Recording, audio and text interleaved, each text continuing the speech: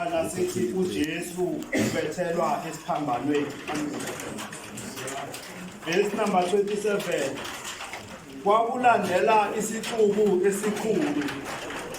Kukhona nabesifazane ababemkhalela bekhihla isililo. Amen. Kepha uJesu waphendukela kubo wathi, madodakazi aseJerusalema, ningikhalelelani mina? Kodwa ningangikhaleli mina, kodwa zikhaleleni nina nabantwana benu.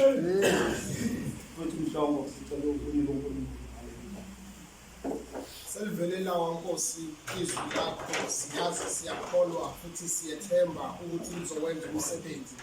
Phinda Nkosi ufihle izinceku zakho zisazokhuluma ngezwi lakho. Baba wethu engcwele uthi aliphumi libuyele emuva lilambatha, alibuyi futhi nomsebenzi lingawenzanga. UNkulunkulu wethu engcwele kusebusuku Baba wethu onamandla onke, hlelemba magebhugebhu ngezwi lakho. uNkulunkulu wethu engcwele egameni lika Jesu Kristu waseNazaretha. Amen. Amen. Siyabonga bazalwane. Ebusuku nje silungisa le yandawana kaAdam wokuqala ukuthi bayafa bangavuki. Sibheka kuAdam wesibili ukuthi bayafa bese kuba khona uvuko. Mhlambe manje ngivumela abazalwane angithi nizokhumbula nje kancane elithi iBhayibheli uJesu beza kuye bathi lo omthanda uyagula. Lithi iBhayibheli ngaleso sikhathi wangathathwa ngileli gama lokuthi omthanda. Kodwa ufika kulesi sikhathi esefile. Ubuza into eyodwa nje uthi nimbekele. Amen. Bathi Nkosi useyanuka. Yena uthi nimbekele. Ngoba uAdam wokuqala bayafa bangavuki. Kodwa uAdam wesibili bayafa bavuka. Wabe sekonda kuye wafika nje wakhuluma ilizwi. Kodwa sisesiphambanweni. Amen. Lithi iBhayibheli babemlandela kukhona besifazane. Laba besifazane belila bekhala. Lithi ukukhala kwabo wakuzwa uJesu. Uphendukela kubo uthi ngikhalelelani mina. Amen. Amen. Engabe lizikhalela nina kanye nabantwana benu. Lendaba lithi iBhayibheli ngalesi sikhathi uJesu ubesezwa ukuthi isikhathi somnqamlezo sesisondele. Lithi wabiza abafundi bakhe. Lithi wahamba nabo waya ngasentabeni. Lithi bafika entabeni wafika wabashiya.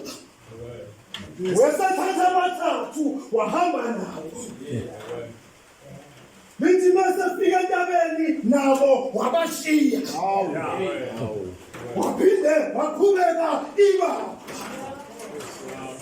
Lithi wathandaza. Ngokuzwa isikhathi siyasondela.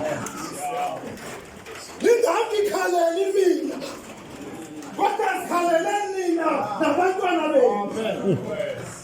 Lithi wathandaza. Mebuyela kubo uyabafumana balele. Uyabangena uzwa amadoda. Isikhathi esikuso akusasisona esokulanda. Kodwa sibiza umuntu ozolinda athandaza. Lizophindwa washiya wahamba wayathandaza. Waphinda wahlasela uthombo balala. Babafika futhi uyabatshela uthi ngabe nje uyalinda ithandaza. Lithi mina okwesithathu ethandaza lamadoda ahlasela uthombo futhi. Isethongweni babona umbono. Babona izingelosi ezintathu. Amen. Bathi bebuya uJesu eza kubo. Hayibo. Bathi lamadoda amasi asingena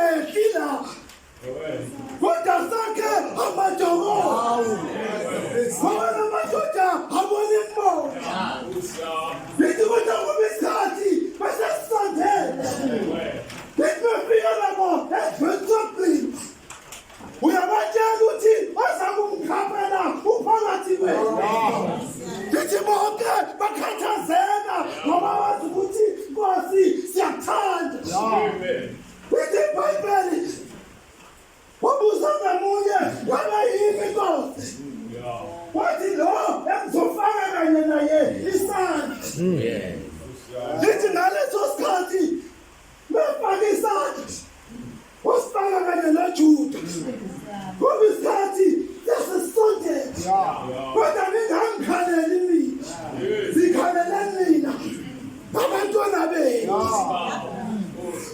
lithi iBhayibheli ungalesikhathi lamadoda efika ezombamba lithi ukaSu wamazi angengamazi kodwa wathi lo engizofika ngimange kuyobe kunguye lithi iBhayibheli babebuzwa nifuna mali bawaphansi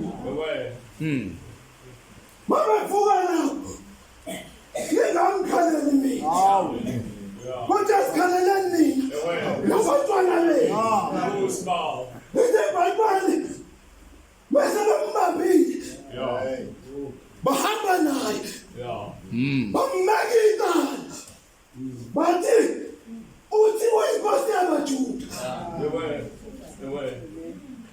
kodwa ningangikhaleli mina zikhalelani nina nabantwana benu thina bese bembeka leli cala bamthatha bamyisa ku-Anasi lithi iBhayibheli bafika u-Anasi umthumela kumkhwe wakhe uKhayifasi lithi bafika kuKhayifasi wafika uKhayifasi naye lamhlula lithi basuka naye kokwabe ngoba bafuna ukumpethela lithi bayahamba naye baya kuPilato bafika kuPilato bambeka icala bafika uPilato naye angalibona asuka lamadoda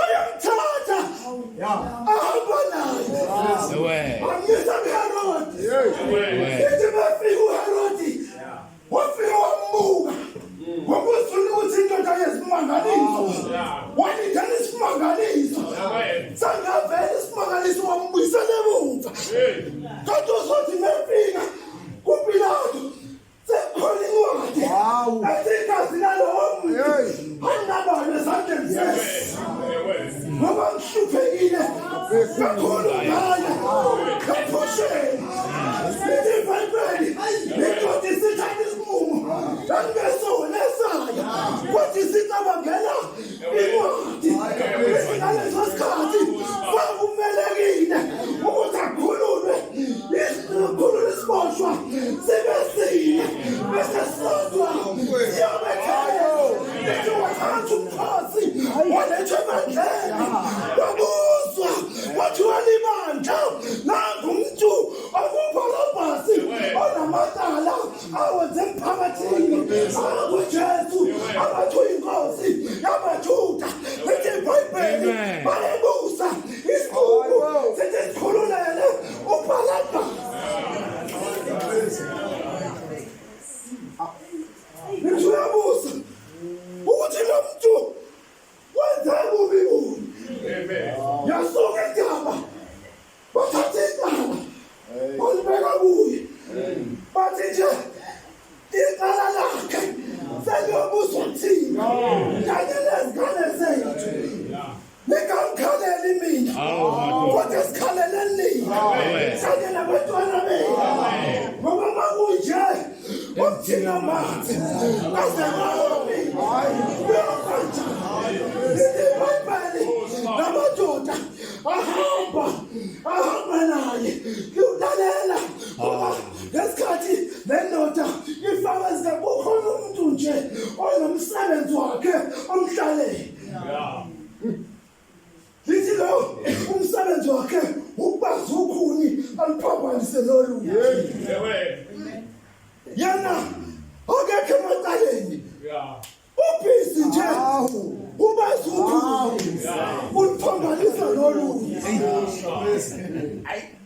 mangamkhaleli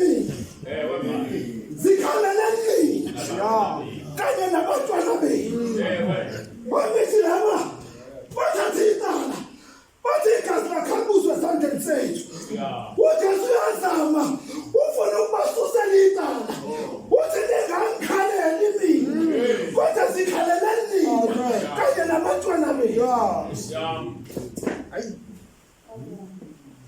Lithi ngesikhathi sebephithuma nakezinkantolo lithi iBhayibheli yikhona indlela stu abevela inkosi nje iyophumela phezulu bese ufika uphanyuka esiphambanweni. Lithi kodwa uJesu bamsusela bahamba naye bamkhipha nge-secret passage.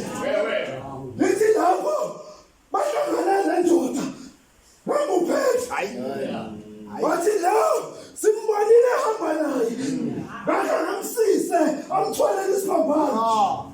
Sinendoda yeza ukumcindezelwa ibandla yathatha isiphambano yasithwala ithi ehamba naso kodwa yabonakala ishona phansi wayihluleka ngoba u-Adamu wokuqala bayafaka ngafuni kodwa kuno-Adamu wesibili bayafaka sebeyafuna.